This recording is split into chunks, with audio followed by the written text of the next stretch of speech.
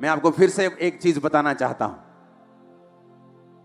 आपको लगता है कि परमेश्वर बड़ी बड़ी बातों की चिंता करता है, देशों की। हां, उसे बड़ी बड़ी बेदारियों की चिंता है, सही है उसे। लेकिन मैं आपको यह भी बता सकता हूं, उसे आपकी छोटी से छोटी बात की भी चिंता है। स्मॉल, इतना छोटा, इतनी माइक्रो आप सोच भी नहीं सकते। मैं आपको सच कह रहा हूं, आप क्या सोचते हैं, क्या खाते हैं, क्या पहनते हैं, कहां जाते हैं, क्या चलाते हैं, उसको चिंता है। मेरे घर में एक टीवी था, और जब भी वो टीवी ऑन होता था तो पता नहीं उसमें क्या, टीवी अच्छी कंपनी का था, लेकिन जब वो चलता था तो आंखों में हल्का सा दर्द होता था। लेकिन हमने ये समझ के लिया था बड़ा स्क्रीन है, बड़ा अच्छा तो अच्छा रहेगा, कि बच्चे रोज रात को फायर प्रेयर करते हैं, कभी हम लगे रहते हैं, चलो ले लो। लेकिन वो दो टीवी लिए, एक बिल्कुल सही था, एक आंखों में पेन। परमेश्वर को मालूम था ये आंखों के लिए सही नहीं। आप इमेजिन करना, वो टीवी बिना कारण के ही टूट गया, लाखों रुपए का, और उसकी जगह सेम टीवी आया, बिल्कुल राइट, कोई पेन नहीं। आपकी छोटी सी चीज परमेश्वर चिंता करता है। मैं आपको बता सकता हूं, आपकी सोच। हमें पता क्या लगता है कि परमेश्वर इतनी छोटी बातों की चिंता। परमेश्वर ने कहा तंबू बनाओ, और उस तंबू में मेरे लिखे हुए वचन जो खुदा ने अपने हाथ से लिखे थे और मूसा को दिए थे, वो रख दो। तंबू बना, महापवित्र स्थान में परमेश्वर का संदूक था, उससे पीछे मेज था, रोटियां थी, दीवट था, उसके बाहर का आंगन था। तो एक तंबू बना दिया गया मूसा के द्वारा। हाँ या ना? 12 गोत्र थे, 12 गोत्रों को बोला, 3 गोत्र मंदिर चर्च के आराधनालय के खब्बे हाथ, 3 गोत्र सज्जे हाथ, 3 सामने और 3 पीछे, 12 गोत्र थे। तो 12 गोत्र जब परमेश्वर बोलेगा कि यहां से निकल के आगे चले जाओ, तो 12 गोत्र उठेंगे और चलेंगे, और 3 इधर 3 इधर। कौन से 3 वो भी बताया, ये 3 इधर, ये 3 इधर, ये 3 इधर, ये 3 पीछे। तो जब तंबू उठाया जाएगा तो तुम भी 12 लोग साथ साथ, 12 गोत्र, लाखों लोग थे। 6 लाख तो युद्ध करने वाले लोग थे, 20 साल से ज्यादा। स्त्रियां शामिल नहीं की गई थी। तो आप इमेजिन करो, 20 लाख की पॉपुलेशन थी, वो 20 लाख लोग थे जो तंबू के आसपास चलते थे। और परमेश्वर ने क्या कहा, तंबू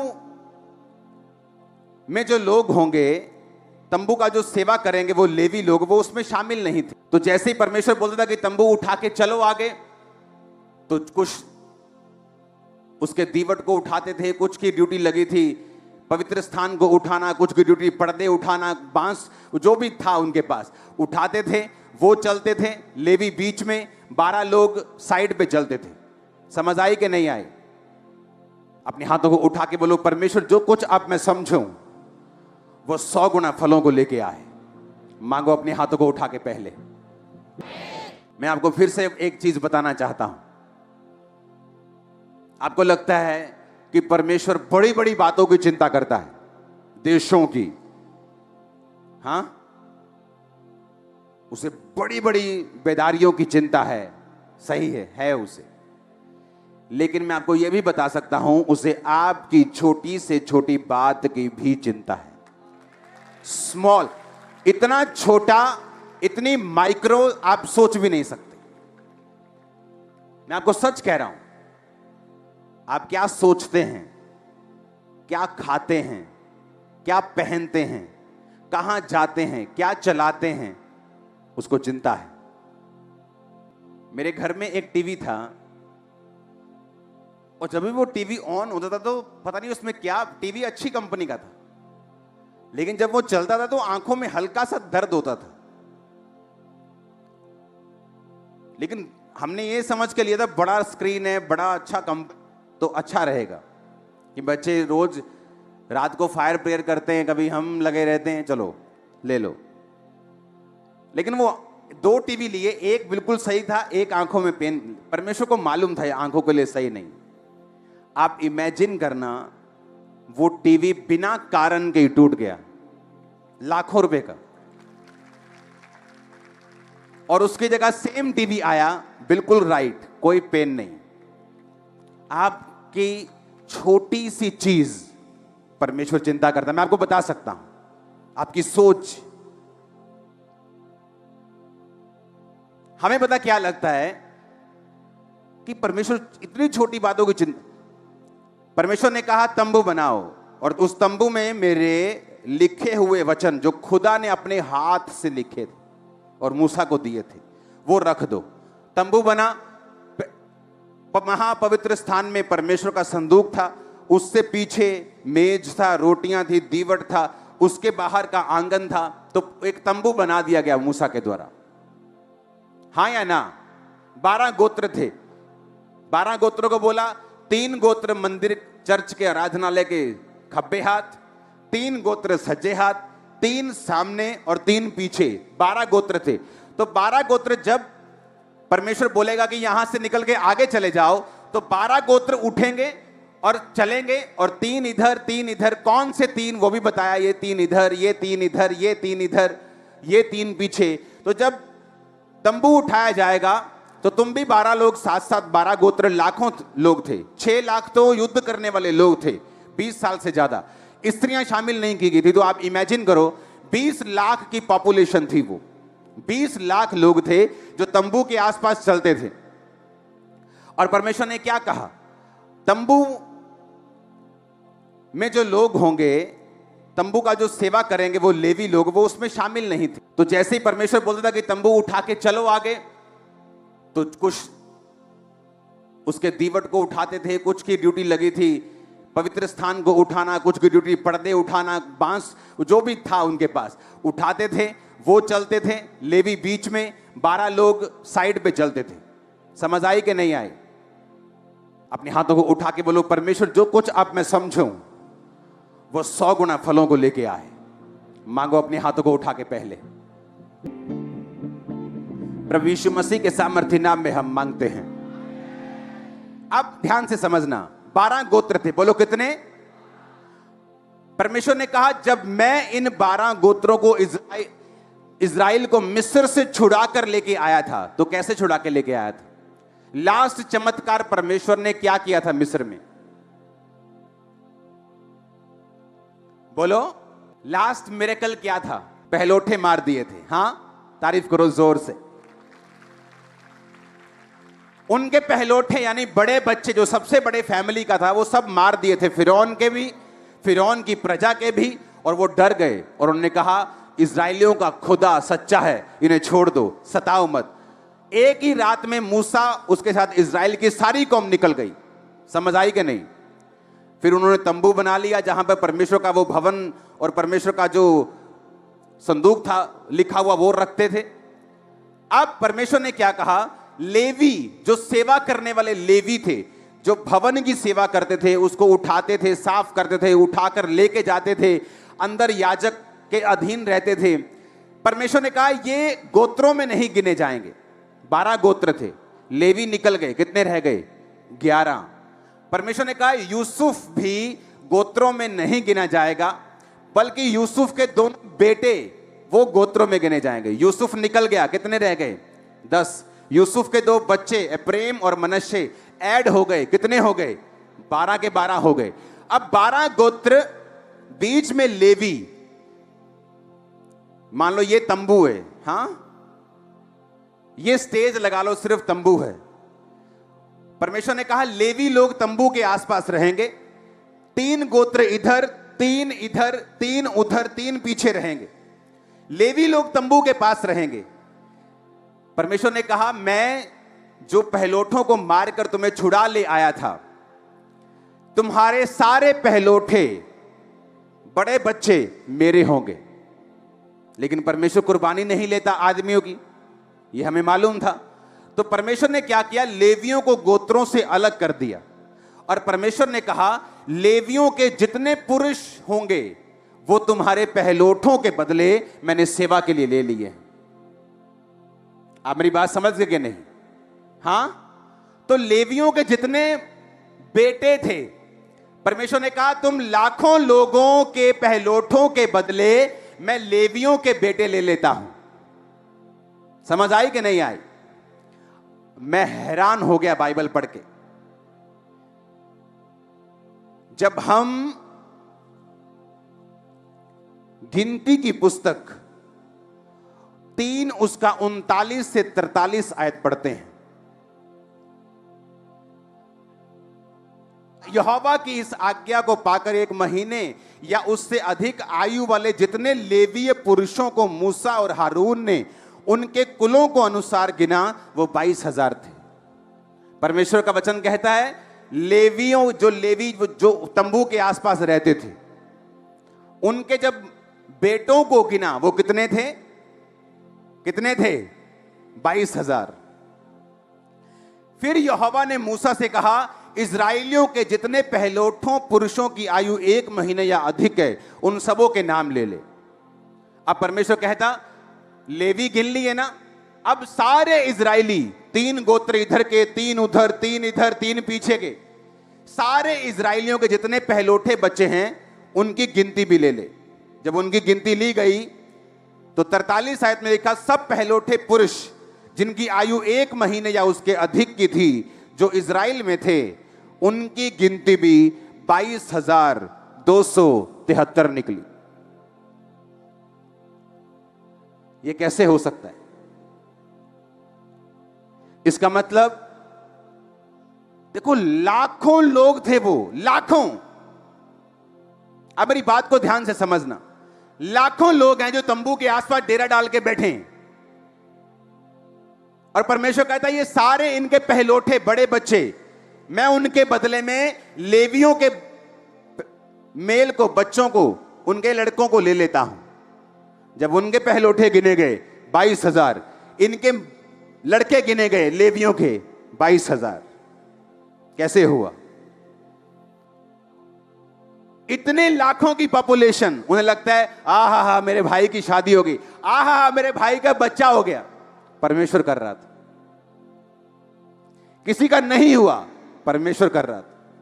22,000, 22,000।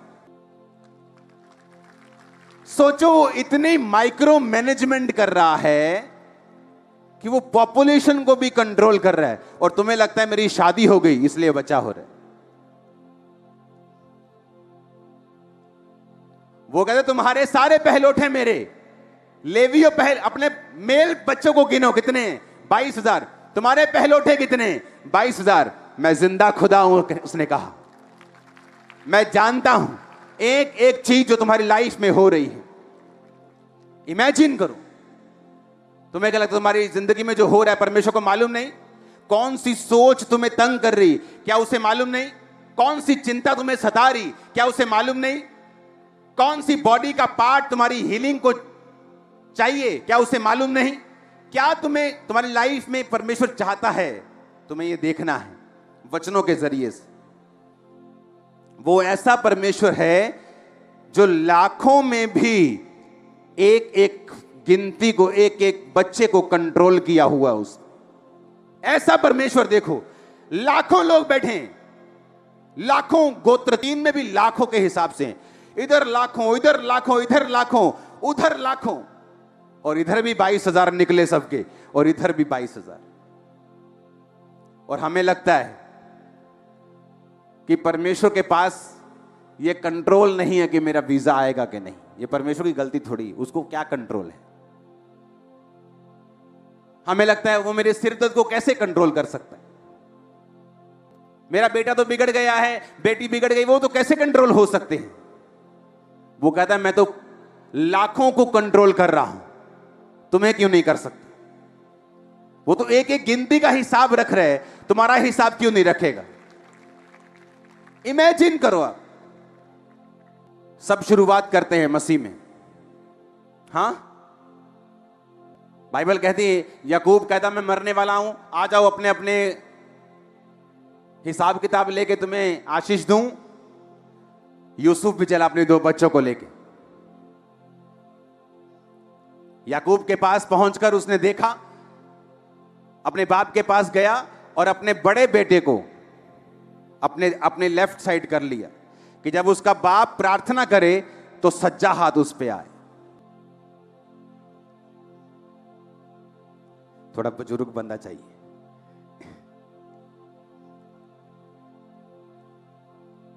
ये बड़ा और ये छोटा लग रहा है ना, बड़ा छोटा। तो यूसुफ बड़े को इधर रख के गया ताकि जब अपने बाप के वो सामने जाए तो बाप दाहिना हाथ इस पे रखे, क्योंकि ये बड़ा है। और वो अपने छोटे को अपने दाहिने हाथ रख के इसलिए गया कि जब वो बाप के सामने जाए तो उसका लेफ्ट हैंड इस पे आए। और उसने कहा, बाप आप इन दोनों को बरकत दो, ये बड़ा है मनश्शे, ये छोटा है एप्रेम। और बाप की आंखें बाइबल कहती है धुंधली हो गई थी, तो उसको सूझता नहीं था। उसने क्या किया, अपना दाहिना हाथ इस पे रख दिया और बाहिना हाथ इस पे रख दिया। सुनो, और यूसुफ को लगा कि शायद, सुनो, उसकी आंखें धुंधली हो गई हैं, तो यूसुफ कहने लगा, no no no daddy daddy daddy जी, सज्जा हाथ इत्ते रखो, क्योंकि ये वड्डा ते खब्बा इत्ते रखो, ये छोटा। यूसुफ कहता, नहीं नहीं नहीं मेरे बेटे, मुझे मालूम है छोटा ये है और बड़ा ये है। और उसने वचनों को बोला।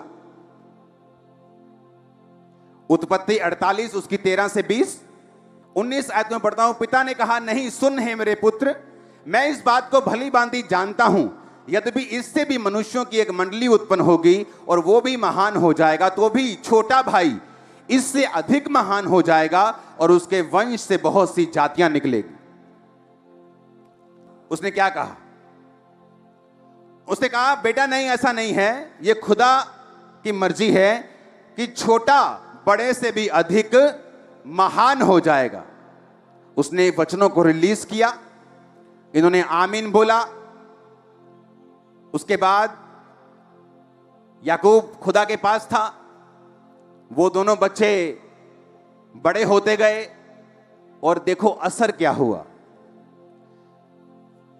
गिनती 2 उसकी 18 से 21 में उसका असर नजर आता है।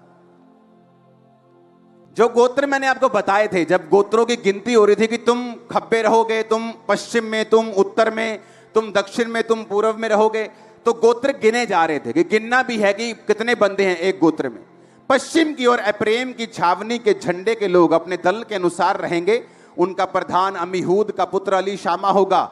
उनके दल के गिने हुए पुरुष 40,500 हैं। एप्रेम छोटा, कितने पुरुष निकले लड़ाई वाले? 40,500। 20 में लिखा, उसके नजदीक मनश्शे के गोत्र के रहेंगे। उनका प्रधान पदासूर का पुत्र गमलीएल होगा। उसके दल के चुने हुए गिने हुए पुरुष 32,200 हैं। जब छोटे का वंश गिना गया तो कितना निकला? 20 साल या उससे अधिक के युद्ध करने वाले पुरुष कितने निकले? 40,000। जब छोटे का गिना गया तो कितने निकला? बड़े का निकला गया कितना? 32,000। आपके घर में पहले बड़े की शादी होती, हाँ, फिर छोटे की होती। ऐसा ही होता है कि नहीं? चलो मान लो कि छोटा ज्यादा तेज है, लव मैरिज करा गया वही, हाँ, कि बड़ा देखता रह गया, छोटा ज्यादा तेज है, चलो इत्तेफाक हो गया कि छोटे की शादी पहले हो गई। पर ऐसा एक बार हो सकता है, पर छोटा आत्मिक था, खुदा के ज्यादा नजदीक था। और बाइबल कहती है यूसुफ मनश्शे के पोते और एप्रेम के पड़पोतों को देखने पाया। पहले पड़पोता उसने किसका देखना चाहिए था? मनश्शे का बड़ा था वो, पर बाइबल कहती वो उसने पड़पोते किसके देखे? एप्रेम के। एप्रेम की गिनती 40,000, बड़े भाई की गिनती 32,000। क्योंकि जब वर्ड्स रिलीज हुए, एक व्यक्ति जब आत्मिक होने का फैसला करता है, उसका सगा भाई हो या साथ में आया हुआ क्रिश्चियन हो जो उसके साथ प्रभु को जिसने माना था सेम टाइम पर अगर आप आत्मिक हैं रिजल्ट नजर आएगा आने वाले दिनों में। लाइफ स्पिरिचुअल है, आपको मानना पड़ेगा। जब दोनों भाई वहां से निकले कोई फर्क नहीं लगा। आज एक बंदा चर्च में बैठ के अपनी शादी के बाहर भी मुंह मार रहा है, वो भी आमीन आमीन बोल रहा है, वो भी यहीं बैठा है। व्यभिचार कर रहा है, वो भी यहीं बैठा है। और जो पवित्रताई में चल रहा है, वो भी यहीं बैठा आमीन बोल रहा है। जब यहां से निकलते हैं कोई फर्क नहीं लगता, दोनों एक जैसे हैं। सेम ऑटो पे आए, व्यभिचार करने वाला अच्छी कार पे आया है, उल्टा तो लगता है ये सेम ही है। ये भी आमीन बोलता है, मैं भी आमीन बोलता हूं, ये भी वही जिंदगी जी रहा है, ये तो अच्छी जी रहा है, इसकी तो 3-3 पत्नियां हैं। लेकिन समय आएगा, टाइम आएगा जब धर्मी फ्लाइट लेगा ऊपर की और वो लैंड हो जाएगा नीचे दूसरा वाला। फैसला आपको करना है। आपको क्या करना है? आपको ऊपर की ओर जाना है कि नीचे की ओर जाना है? क्योंकि अभी जब चर्च के बाहर आप दो जिंदगियों को कंपेयर करेंगे, आपको कोई फर्क दिखाई नहीं देगा। पापी में और धर्मी में आंखों से देखने पर कोई फर्क नहीं दिखेगा। और धोखा मत खाना धोखा, क्योंकि शैतान एक ही दिन में उसको तबाह कर देगा जो पाप के नीचे है, क्योंकि शैतान के पास ताकत है उन्हें तबाह करने की। और धर्मी जो अपने घर को चट्टान के ऊपर बना रहा है, आपको बढ़ता हुआ, स्ट्रांग होता हुआ, आगे बढ़ता हुआ, ऊंचा जाता हुआ दिखाई देगा यीशु के नाम में। फैसला आपको करना है। क्योंकि मेरे ग्रुप में बहुत से लोग थे, पास्टर्स को मूर्ख बनाते थे, इतना मूर्ख बनाते थे आप हैरान हो जाओगे। पास्टर ने मुझ पे हाथ रखना, मैंने कहा ओ खुदावंद तेरा धन्यवाद, उस पे हाथ रखना, इतना लगना यार तो आत्मा वाला बंदा है यार। और अगली रात लड़की के साथ सोया होता था, नेक्स्ट नाइट। पर आज चलो मेरा तो छोड़ो, कोई कंपेयर नहीं कर सकता उसके साथ। एक स्मॉल ब्लेस बंदा भी उसके साथ कंपेयर करेगा तो अपने आप को ऊपर पाएगा। इतना लो लेवल पे जा चुका है। हर जगह उसको परमेश्वर ने लोएस्ट लेवल दिखाया। क्योंकि परमेश्वर को मूर्ख बनाता था, उसके लोगों को मूर्ख बना सकते हो 2-4 दिन के लिए, लेकिन जो न्याय आने वाला है उसको तो मूर्ख नहीं बना सकते। झूठ बोल सकते हो पर फ्लड को रोक नहीं सकते। हालेलुया। तो दिखने में दोनों एक जैसे हैं, एप्रेम भी मनश्शे भी। हाथ रखा तो भी एक जैसे, आमीन बोल के आए तो भी एक जैसे। 2-4 साल कोई फर्क नहीं पड़ा। लेकिन जब आपकी लाइफ की प्रोफेसी जो एक बच्चे के रूप में आपको दी जाती है, आप उसे पालते हैं, जिंदा रखते हैं, उसे फीड करते हैं। छोटा सा बच्चा आपको दिया जाए, हाँ कुछ लोग कुत्ते का बच्चा लेते मार देते हैं उसको, इतना उठाते हैं, इतना खिलाते ही नहीं, या कुछ तंग कर दे मर जाता। लेकिन कुछ लोग उसे लेते हैं, पालते हैं और बड़ा करते हैं। प्रोफेसी इसी तरह की है।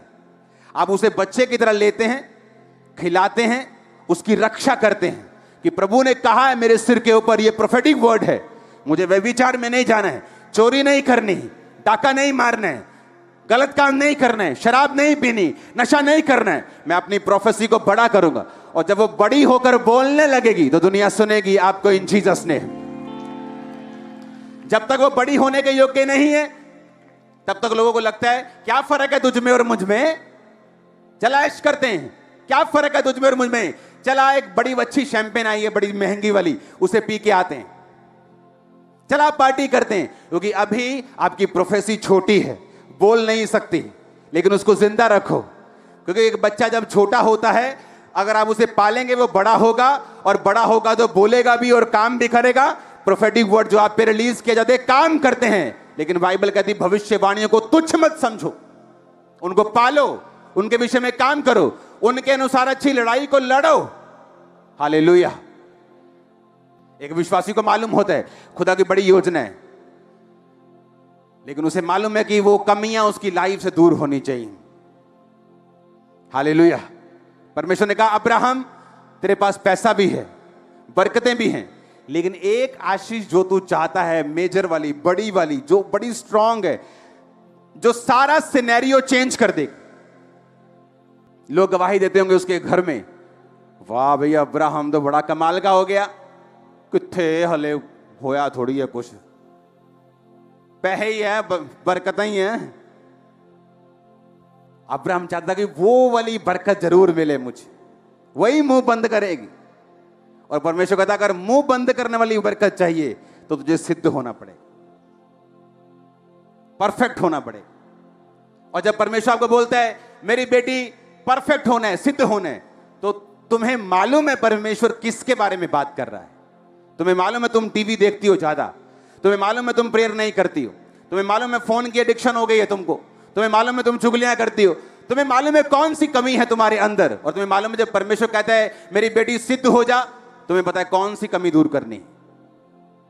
और वो वाली टेस्टमनी जो मुंह बंद कर देगी शैतान का और विरोधियों का, वो सिद्धता के बाद आपकी लाइफ में आती। अब तुम देखो सारा कुछ तुम्हारे सामने है, स्पिरिचुअल होने का असर क्या हुआ वो भी तुम्हारे सामने है, थोड़ा कम स्पिरिचुअल होने का असर क्या हुआ वो भी तुम्हारे सामने है, पाप करने का असर क्या हुआ वो भी तुम्हारे सामने है। अब तुमने ये देखना है कि मुझे किस रीति से प्रभु में चलना है, अपनी भविष्यवाणी के लिए लड़ाई करते हुए, वचन पे चलते हुए चलना है, या पंगे लेते हुए, संसार का भी आनंद लेते हुए, सब जगह मुंह मारते हुए चलना है, तो तुम्हारी मर्जी। अगर आदत ही पड़ जाए धक्के खा के जाने की, तो प्लेन कहां से पसंद आए। अगर बसों में धक्के खाने की आदत पड़ गई है तो फिर प्लेन कहां से पसंद आए। हाँ, जब तक ऐसे खड़े खड़े कपड़े ना फट जाएं 2-3 जगह से, फिर कहां प्लेन पसंद आए। तो अगर प्लेन मौजूद है मुंबई जाने के लिए, तो क्यों बसों में जा रहे हो। अगर तुम्हें मालूम है पवित्रताई में चलने से तुम्हारी राह आसान हो जाएगी और खुदावंद तुमसे बात करेगा, तुम्हें गाइड करेगा, तो क्यों चलना उस रास्ते में जहां पे सब कुछ अंधेरा है, जहां अगुवाई होनी बंद हो जाती है और हम शरीर के अनुसार चलना शुरू कर देते। हालेलुया। अपने पड़ोसी को बोलो आत्मिक बन, फिर से बोलो आत्मिक बन। अपने हर एक पड़ोसी को बोलो ऊंची आवाज में, क्वायर को, ले हैंड वाले को ऊंची आवाज में बोलो आत्मिक बन, तेरा फायदा है इसमें। बोलो बोलो बोलो बोलो ऊंची आवाज में।